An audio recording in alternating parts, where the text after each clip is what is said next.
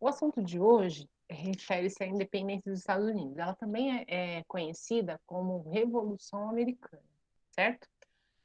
Por que a gente pode chamá-la de revolução? Porque vai ser o primeiro país das Américas a se tornar independente por meio de uma guerra, né? Então, eles vão fazer um levante militar, né? Então, vai ser uma guerra que vai durar cerca de 7 anos para poder para poder romper com a metrópole deles, que era a Inglaterra, tá? Lembrando aqui que o processo de colonização está dentro do contexto do mercantilismo, lembra? Sistema econômico baseado no comércio de mercadorias e de interferência do Estado, ou seja, quem era o Estado? Os países europeus de monarquia absolutistas. Então, eles tinham pleno poder e os reis controlavam toda a atividade econômica. Dentre os mecanismos que foram criados pelo mercantilismo, nós temos a colônia, o sistema colonial, na qual toda a América vai ser colonizada e dividido entre Brasil, vai ficar a esfera do nosso país, vai ficar para Portugal, o restante da América Latina até no norte, lá no México, no atual México, é colônia da Espanha, o norte da América é colônia da Inglaterra e uma parte do norte da França, tá? Então, esse sistema, ele vai ter como primeiro processo de rompimento dessa estrutura colonial vai ser a independência dos Estados Unidos. E a independência dos Estados Unidos está dentro do contexto do iluminismo. Por quê? O iluminismo que vai nortear a ruptura, a mudança total, né, do antigo regime para o Estado de Direito. Né? O antigo regime era aquele sistema de privilégio, né, onde eu tenho lá o rei absolutista, o clero, a nobreza, né, que seria o primeiro e segundo estado, e o terceiro estado, que são um conjunto de plebeus, onde eu incluo nesse bojo a pequena burguesia, a grande burguesia, os plebeus, camponeses, etc. e tal. Então, a Revolução Francesa vai romper com essa estrutura, mas para poder fazer esse rompimento, ela vai se basear em princípios que vão ser criadas, né, pensamentos e estruturas de pensamento que serão criadas para romper esse sistema que a gente viu na aula passada, que foram os pensadores iluministas, certo? Um dos principais pensadores iluministas que eu falei para você é o Montesquieu, lembra? Que fala da tripartição do poder, poder executivo, legislativo e judiciário. A independência dos Estados Unidos, ela vai se nortear pelos princípios do iluminismo e vamos dizer que vai ser a primeira situação de acontecimento histórico que vai lançar a mão desses princípios, né, e de toda essa estrutura de modificação. E a Constituição dos Estados Unidos, logo após a independência, ela vai ter a tripartição do poder, ela vai constar, né, na sua estrutura os três poderes, executivo, legislativo e judiciário, e o Estado de Direito, certo? Então, assim, ela é um marco na história nesse sentido de mudança dessa estrutura. Recapitulando aqui, onde hoje nós temos o país chamado Estados Unidos, na época da colonização, eles eram chamados de 13 colônias inglesas, certo? Estados Unidos hoje tem, acho que cerca de 52 estados, né? O Brasil tem 26 estados e um Distrito Federal. Havia dois tipos de colônia, a colônia de exploração e a colônia de povoamento. Nos Estados Unidos, no Brasil, o tipo de colônia adotado foi de exploração. Por quê? Porque a gente tinha um clima tropical e foi possível produzir um produto totalmente diferente da realidade portuguesa. E esse produto, em primeiro plano, vai ser a cana-de-açúcar, que vai ter uma rentabilidade enorme para a coroa portuguesa. Então, aqui vai ser adotada a colônia de exploração com mão de obra escrava, latifúndio e tudo mais. Lá nos Estados Unidos, a gente vai ter no norte do país colônia de povoamento, porque o clima temperado, semelhante ao da Inglaterra, então eles vão acabar recebendo muitos imigrantes ingleses, e a colônia de povoamento mais ao sul, onde vão ter as grandes plantations também de monocultura com mão de obra escrava. Então, nos Estados Unidos, é bem importante pontuar, eles vão ter os dois tipos de colônia, tá? E isso vai mudar um pouco a realidade da organização da colônia. Porque se no norte era povoamento, havia mais liberdade, então eles puderam desenvolver-se internamente. No sul já havia um controle mais rígido, né? Já havia uma interferência maior da coroa. Então havia essa né, como se fosse uma dicotomia, né, dentro da realidade colonial inglesa. Bom, aqui está os estados, tá bem? Veja bem uma coisa, os Estados Unidos não é só desse tamanho. Por quê? Porque depois da independência, vai ser um período posterior à independência. Então, eles vão ampliar a área da colônia, depois de consolidada a independência, tá? Bom, como que começa aí o contexto que vai levar à independência? A primeira coisa importante é o seguinte, Inglaterra e França, elas sempre foram rivais. No século XVII, XVI, XVII, eles tiveram uma disputa que durou 100 anos, é chamada Guerra dos 100 Anos, que foi uma disputa entre as monarquias e tudo mais. Então, sempre houve uma rivalidade histórica entre a Inglaterra e a França. E aí o que vai acontecer? Na situação de colônia, né, ambos países colonizavam o norte da América. O que vai acontecer? Eles vão começar a fazer uma disputa por áreas coloniais na América do Norte. Essa disputa vai ser chamada de Guerra dos Sete Anos, que vai de 1756 a 1763. No final desse conflito, quem vai sair vitorioso vai ser a Inglaterra, que vai conseguir consolidar suas áreas ali de dominação. E aí, só que, apesar de ter saído vitoriosa, a Inglaterra sai economicamente falida dessa guerra. E aí, o que ela faz? Ela pega e começa a apertar o cerco na colônia. E, por coincidência, na parte ao norte, onde exatamente havia colônia de povoamento, onde havia uma independência, né, interna muito maior.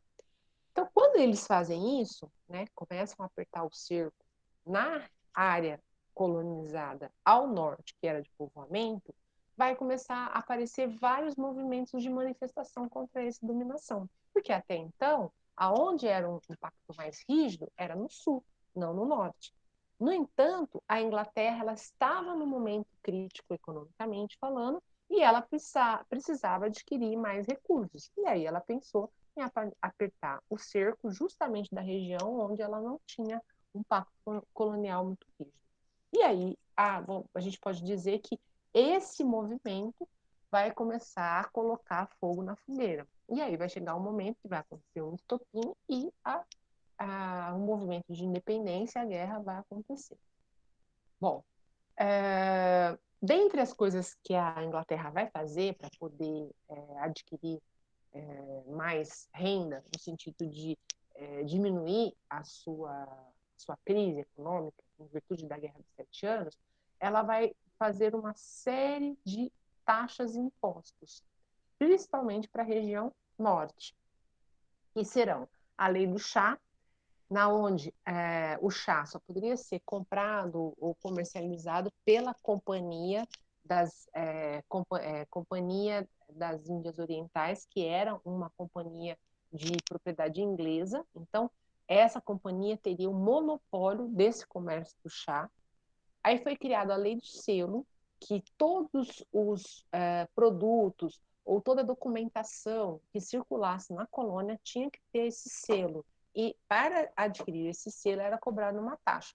Vamos imaginar assim, eu preciso de reconhecer firma, tá? Então, o que é reconhecer firma? Reconhecer que sou eu que estou assinando, né? E para isso eu vou lá no cartório, assino, o cara atesta a minha assinatura e bate um carimbo, não é isso? Então, a lei do selo é nessa ideia, tá? E a lei do açúcar, onde os colonos eram obrigados a comprar açúcar direto das Antilhas inglesas.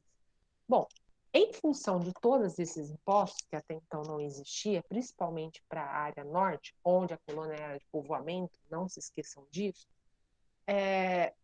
vai gerar uma insatisfação nos colonos. Essa insatisfação vai gerar um protesto, um grande e importante protesto, vai ser chamado de Festa do Chá de Boston, The Boston Tea Party. O que vai acontecer?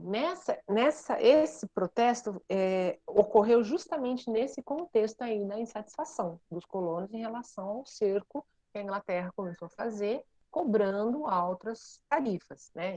Estabelecendo novos impostos na qual os colonos eram obrigados a pagar. E aí, o que vai acontecer? Na noite do dia 16 de dezembro de 1773, cerca de 60 colonos disfarçados de índio Mohawk, alguma coisa assim. Eles vão entrar no navio da Companhia das Índias Orientais, de propriedade dos ingleses, né? Então, lá no porto de Boston, eles vão entrar nesse navio e vão pegar todo o estoque, vamos assim dizer, de chá que estava no porão desse navio e vão jogar para o mar, vão jogar para fora. Tá? Vão jogar fora as 342 caixas de chá. O que vai acontecer? Feito isso, né, a colônia, a metrópole inglesa, vai se sentir na obrigação de dar um retorno, tá? E aí, como que eles vão dar um retorno? Eles vão criar o parlamento britânico, né, lá na Inglaterra, vão criar as chamadas leis ou medidas chamadas de atos intoleráveis, ou seja, era como se fosse uma resposta. É intolerável esse levante, essa manifestação desses colonos contra a coroa, é porque contra o rei a gente não pode ter discussão, né? Lembrando aqui que nesse momento aqui ainda era monarquia absolutista, só que já no caráter esclarecida. Lembra? O que eram as monarquias esclarecidas? Seriam as monarquias na qual os seus reis passaram a ser déspotas esclarecidos. O que significa isso? Seriam reis que se apropriaram das ideias iluministas, se basearam nos pensamentos iluministas para modernizar a sua administração pública, no entanto, continuavam sendo reis com plenos poderes, certo? Bom, então, no que consistiu esses atos intoleráveis, né? Aqui está uma imagem, tá? Duas imagens do que teria sido a festa do chá de Boston, né? Os colonos disfarçados de índios jogando aí os chás, as caixas de chá ao mar. Lembrando aqui que o chá aqui é a mesma história do café para nós, né? Certo? Então, na Inglaterra, o chá é uma bebida muito tradicional. Então, havia um comércio muito forte, porque havia um consumo interno muito forte também do chá, certo? Bom, essas leis intoleráveis, elas vão atingir principalmente os habitantes de Massachusetts. Por quê? Porque é justamente nessa região que estava o porto de Boston, que foi palco da manifestação da festa do chá. Feito essa lei, óbvio que, evidentemente, tudo passou a ser rigidamente controlado. Então, por exemplo, até reuniões, né, passaram a ser proibidas, porque qualquer tentativa de organização para se levantar contra a realeza seria, né, coibida de uma maneira bem drástica. Bom, outra coisa que também foi imposto que todos os colonos, né, da região deveriam pagar uma indenização em relação ao chá destruído. Então, além deles passarem a não ter liberdade de fazer reuniões públicas, não poderem fazer nenhuma reivindicação, tiveram que pagar impostos, né, mais impostos para poder restituir o chá destruído. Foram um conjunto de situações que, ao invés de coibir, colocou mais fogo na lenha, né? Colocou mais fogo na lenha. Mas a gente ainda não chegou na gota d'água, tá? Bom, neste contexto, então, né, as leis intoleráveis é de 1734. No mesmo ano, vai acontecer o primeiro congresso da Filadélfia, feito pelos colonos do Norte, para poder, né, fazer um conjunto de reivindicações à coroa, ao rei Jorge III, sobre esses abusos que estavam acontecendo ali em relação ao colônia, né, onde eles gostariam de se colocar contrários, né, a essa arbitrariedade e queriam propor uma negociação. É interessante que o primeiro congresso da Filadélfia não teve caráter separatista, né? Ou seja, não tinha proposta de independência ainda nesse momento. Bom, o que vai acontecer? O rei e o parlamento, lembrando aqui que a Inglaterra é uma monarquia parlamentarista, certo? Desde a Revolução Inglesa. A Revolução Inglesa a gente não viu talvez a gente veja no bimestre passado, mas só para vocês entenderem, a Inglaterra ela era uma monarquia absolutista. Aí teve a Revolução Inglesa. E no final da história, acabou estabelecendo uma monarquia parlamentarista. O que é uma monarquia parlamentarista? É onde o rei passa a ter só um papel de representatividade política, de representatividade, mas não de papel político, sabe? Quem passa a governar é o primeiro-ministro. E quem é o primeiro-ministro? É o deputado eleito no parlamento. Seria um primeiro-ministro escolhido dentre os deputados do partido que teve maior número de votos. Quando foi estabelecido aqui as leis intoleráveis, quando foi feito o Congresso da Filadélfia, o rei George já estava dentro desse contexto, né? Já estava caminhando, começando a vivenciar essa história. Bom, e aí veja, em relação ao Congresso da Filadélfia, o que o rei faz e o Congresso britânico faz? Eles aumentam mais ainda, né, criam mais medidas controladoras a partir das leis intoleráveis. Uma delas foi a lei do aquartelamento. Isso aqui foi a gota d'água, que dizia que todo colono norte-americano é obrigado a fornecer moradia, alimento e transporte para os soldados ingleses. Então, os soldados ingleses, né, a coroa inglesa, ela mantinha aqui um contingente militar para poder manter a colônia sob tutela da coroa, né? E aí o rei estabeleceu que os colonos, suas fazendas, seriam obrigados a receber os pelotões, alimentar, dar transporte, moradia, né, para esses soldados que estavam ali justamente para coibi-los, para controlá-los. Então, olha só que absurdo, quer dizer, já não bastasse todo o controle, toda a violência estabelecida, todo o abuso de poder estabelecida, os caras ainda eram obrigados a receber o exército e ainda alimentar, muitas vezes tirando da própria família o alimento. Então, aqui vai ser a gota d'água. O que vai acontecer a partir dessa lei no ano seguinte? Vai ser chamado Segundo Congresso da Filadélfia. Aí aqui a gente pode dizer que eles chamaram esse congresso para chutar o pau da barraca, certo? E aí o Thomas Jefferson vai elaborar a Carta de Declaração de Independência dos Estados Unidos da América, que passa a ser promulgada no dia 4 de julho de 1776. Então, o Congresso é mais ou menos no finalzinho do ano. E no meio do outro ano, né, o Jefferson faz essa declaração. E aí é interessante que, para eles, esse é o marco da independência. Só que depois desse dia aqui, eles tiveram 7 anos de guerra, certo? Então, a Inglaterra vai reconhecer a independência dos Estados Unidos só em 1783, que ele vai acabar se levantando, né, contra a coroa, assim como vários colonos vão se levantar. Então, eles literalmente pegaram em arma, né? Então, por isso que ela é considerada uma revolução, porque primeiro que ela movimentou toda a sociedade e ela mudou completamente a estrutura, por um lado. Mas vai ter um lado que vai ser mantido, que a gente já vai falar daqui a pouquinho, tá bom? Mas boa sugestão, Letícia. Muito bem. Bom, então, voltando aqui, ó.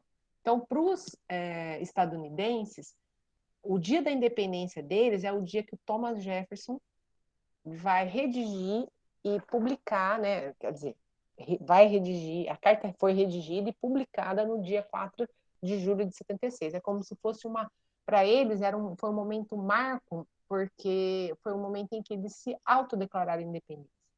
E aí a declaração de independência, ela se baseava totalmente nas ideias iluministas do Estado de Direito, de liberdade, de igualdade, de fraternidade. Tá? Então a gente pode dizer que foi a primeira vez na história que as ideias iluministas foram colocadas numa ação prática. Tá? E é bem interessante falar isso para vocês, porque depois a independência dos Estados Unidos, no mesmo ano, vai influenciar a Revolução Francesa. E vai influenciar a Inconfidência Mineira. A gente vai estudar o que vem, tá? Então, a Inconfidência Mineira, ela vai ser a história do Tiradentes, todo mundo conhece, tal, mas a gente vai conhecer direitinho a história que tem um monte de pormenores por trás, né? A Inconfidência Mineira também foi inspirada na independência dos Estados Unidos, que também foi inspirada nas ideias do ministro. Bom, então a guerra, que eu já falei para vocês, ela vai durar cerca de 7 anos, de 76 a 1783. A Inglaterra não vai aceitar a declaração de independência. E agora, a grande sacada de tudo isso é que quem vai ser o maior apoiador dos colonos na guerra de independência? Então, a França perdeu umas áreas de colonização para a Inglaterra na Guerra dos 7 Anos. A Inglaterra saiu desfalcada, resolveu apertar o cerco da colônia, a colônia espanou, resolveu dar o grito de independência. Mais rapidamente, quem vai apoiar os colonos, com o interesse de continuar ferrando a Inglaterra? A França, tá? Então, a França vai dar um apoio enorme aos colonos, além da Espanha e da Holanda, tá? Então, aqui tem uma imagem, né, da Guerra de Independência. Então, assim, os americanos, eles, desde a independência, eles trabalham com essa questão do nacionalismo exacerbado, né, desse orgulho latente. Eles adoram a bandeira. Então, isso tudo que a gente vê muito latente, ideologicamente falando, nos filmes, tal, vem desse movimento, tá? Porque, no final das contas, foi um movimento de unidade nacional, porque os colonos tiveram que se unir para lutar contra o opressor que era a coroa, tá? Em virtude disso, foi criada toda uma ideologia. Claro que, quando acabou a independência, quem era de privilégio, seguiu de privilégio. Quem não era de privilégio, não seguiu, né? Continuou sem privilégio. Quem vocês acham que continuou sem privilégio? Os Seriam escravos? os escravos? Os escravos, tá? Porque aqui a gente já estava. Lembra? Eles tiveram esquema de plantation. Então, eles tinham uma mão de obra negra escrava muito, um contingente enorme, tá? Então, a independência, é engraçado que muitos negros vão lutar com a promessa da alforria, com a promessa de ganhar terras e tudo mais, certo? Mas passado a independência, né, passado a organização política, a carta de independência, aí vem a Constituição, extremamente inovadora para a época, né, tripartição do poder, igualdade de direitos, com exceção dos escravos, porque na verdade escravo não era considerado cidadão, né? Então, para eles nada mudou. Tanto é que anos depois vai acontecer uma nova guerra civil dentro dos Estados Unidos chamada Guerra da Secessão, que foi a guerra entre o Norte e o Sul em relação à abolição da escravatura, porque o Norte queria a abolição da escravatura, porque o Norte vai ser industrializado, o Norte vai ter toda uma visão, né, de modificação da estrutura de mão de obra, né, e tal, e o Sul dependia da mão de obra escrava, as grandes fazendas e tudo mais. Então eles vão fazer uma guerra, que vai ser a chamada Guerra da Secessão. E aí o Norte ganha, a escravidão é abolida, porém, até hoje, nos Estados Unidos, eles vivem essa questão, né, dessa segregação. No Brasil, a gente também vive, né, só que a gente vive de uma forma diferente, porque o racismo no Brasil já é mais velado, né, que é mais grave ainda, tá? Bom, então, voltando aqui que eu estava falando, né, então a Inglaterra, a França e a Holanda apoiaram a guerra, né, e houveram situações, assim, né, de vários conflitos, houve muitas perdas humanas e tudo mais.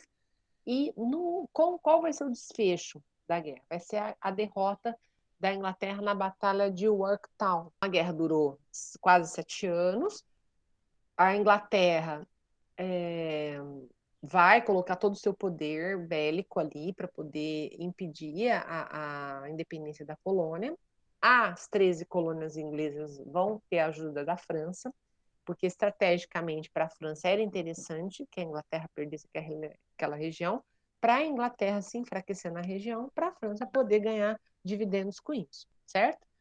Bom, ela foi uma guerra civil, né? Porque, embora fosse os colonos contra a Inglaterra, ela aconteceu dentro do país, né? E ela movimentou toda a estrutura do país e teve muitas perdas, né?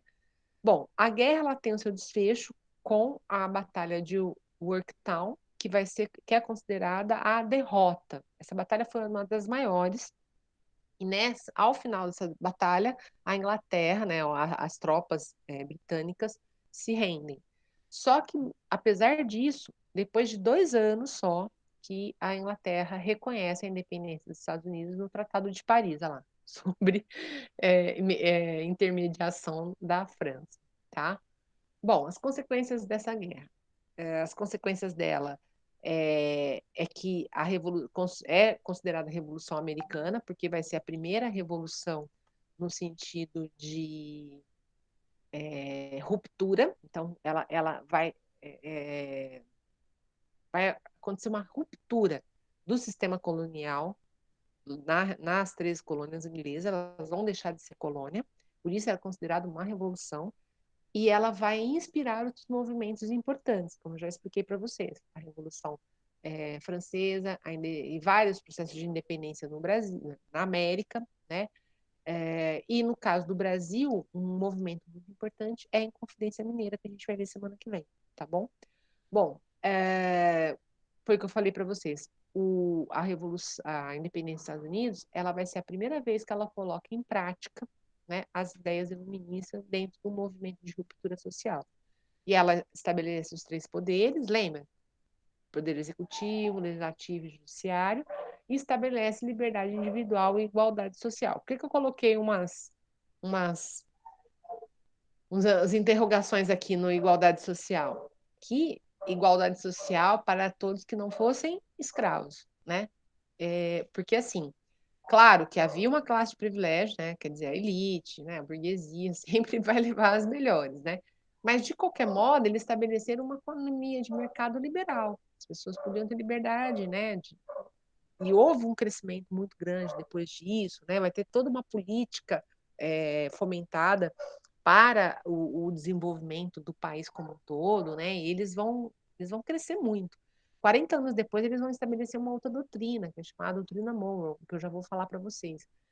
E a partir disso tudo, os Estados Unidos ele planta a sua característica principal de país imperialista. O que é um país imperialista? É aquele que impera sobre o outro em função dos seus interesses, né? Não importa para os Estados Unidos qual é a realidade do país. O que importa é o que ele vai ganhar com isso. Isso é uma política imperialista. Então, os Estados Unidos ele sempre vai estar ao longo da toda a história, né? Desde a sua independência no século XVIII até os dias atuais, ele sempre vai estar em todas as situações de problemas, de interesses no mundo. E ele sempre vai estar olhando o próprio interesse. Então, o que eu ganho, né, com a Primeira Guerra? O que eu ganho com a Segunda Guerra? Né? O que eu ganho com a colonização na África? E assim sucessivamente, tá? Mas, assim, a igualdade social aqui, desde que não fosse para os escravos, né? Porque escravo não era considerado pessoas, né? E muito menos com direito à liberdade individual. Bom, a Constituição, que eu já falei para vocês, ela vai ser promulgada em 1787. Olha só que interessante, eles têm essa mesma Constituição até hoje. Eles têm essa Constituição até os dias atuais. A única coisa que eles foram alterando, eles foram colocando emendas na Constituição. O Brasil, a gente já teve, pelo menos, se eu não me engano, acho que são 6 ou 7 constituições. Por quê? Porque no Brasil a gente houve o processo de independência, fez a Constituição, que é a Constituição do Império. Quando acabou o Império, a gente virou República, fez a Constituição da República. Quando a República Velha ruiu, veio uma nova Constituição para o período democrático. Quando Getúlio Vargas estabeleceu o Estado Novo, veio a Constituição para dar as regras do Estado Novo, da ditadura do Vargas. Quando Vargas cai do poder, vem a Constituição Democrática. 10 anos depois, vem o golpe militar de 64, cria-se outra Constituição militar autoritária ditatorial. Quando acaba a ditadura militar de 64, é feita uma nova Constituição, que é a nossa atual. Tá? Então, essa é a diferença. Não quer dizer que isso é melhor ou é pior. A questão é que o Brasil teve vários momentos na sua história de estabelecimento de regimes ditatoriais, de ausência de democracia. E eles sempre mantiveram essa mesma organização democrática, embora é uma democracia questionável, porque é uma democracia onde eles têm 2 partidos que disputam sempre o poder. É o republicano e os democratas. Aí a gente pode discutir um pouquinho, questionar um pouquinho que tipo de democracia é essa, né? Se eu só tenho majoritariamente dois partidos, ou seja, dois grupos de interesse, entendem? Mas, enfim, eles têm essa mesma Constituição até hoje. Ela é totalmente vinculada aos ideais iluministas, a questão da propriedade privada lá, que vem do Adam Smith, do John Locke, a organização em federações, né, que são os estados, eles têm acho que 50 estados, e a garantia dos direitos individuais, né? Porém, a grande incoerência é que eles mantiveram a escravidão. Quer dizer, estava tudo lindo até aqui, né? Para quem fosse branco, livre, é perfeito. Era o país de instância democrática estabelecida numa nova era, numa nova era contemporânea. O problema é se você fosse negro, né? Escravo. Aí a vida era outra, tá? E né, outra, porque até hoje eles colhem resquício disso, certo? Bom, o imperialismo, que eu já expliquei para vocês, o que seria isso? Seria os Estados Unidos fazendo uma política de imposição dos seus interesses econômicos em relação a outras nações do mundo. Então, por exemplo, o Brasil tem muita influência dos Estados Unidos. Então, quando aconteceu o golpe militar de 64, a gente estava no contexto da Guerra Fria. Então, o Brasil estabeleceu o golpe, criou a ditadura, apoiado pelos Estados Unidos, com a intenção de evitar o avanço do comunismo na América, tá? Então, esse é um exemplo. E existem vários outros exemplos. Então, muitos países da América Latina, por exemplo, ou mesmo da América Central, não têm autonomia política até hoje, justamente por quê? Porque vive para a produção agrícola para atender os interesses dos Estados Unidos, certo? Então, aí, um pequeno grupo de poder desses países se beneficiam e a grande nação, né, vive numa situação de pobreza. Então, essa política imperialista dos Estados Unidos, ela é colocada como uma marca da sua política econômica, né? Sempre ela vai estar impondo seus interesses, né, em detrimento, né, dos interesses internos das nações. E como que ela obtém isso? Fazendo negociatas com os grupos de poder. Então, ela beneficia um grupo de poder, esse grupo de poder faz o que eles querem né, e que se dane o resto do povo, né? Mais ou menos isso. Bom, e quando começou essa política imperialista? Com a doutrina Monroe. O presidente James Monroe, ele estabelece essa doutrina que tinha a seguinte, ó, presta bem atenção, seguinte ideologia, a América para os americanos. Se eu aqui é a América, vocês estão vendo, né? Ó, América do Sul, o Brasil está aqui, né? América do Sul, América Central, América do Norte. Então, a América é esse continente como um todo, certo? Então, quando a doutrina Monroe falava da América para os americanos, então pensa lá, Gabriel, América. Agora pensa no continente, para os americanos. Quem são os americanos?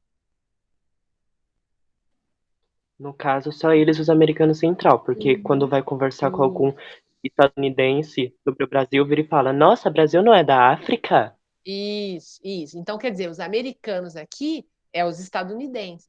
Então, a América para os americanos, ou seja, o continente americano para atender os interesses econômicos da América, tá? Então, seria uma nova forma de dominação colonial, só que não colonial, não fazendo colônia, tá? Então, a doutrina Monroe dizia o seguinte, que era uma prática para proteger a América da dominação europeia, mas na verdade era uma cascata.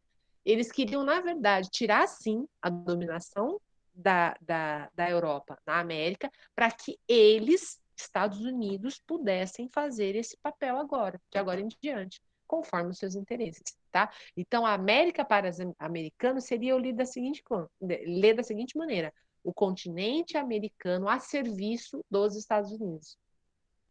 Porque os Estados Unidos, ele tem essa prática. Ele se enriquece. Pouco importa se a nação que está fornecendo para ele matéria-prima se empobrece, tá?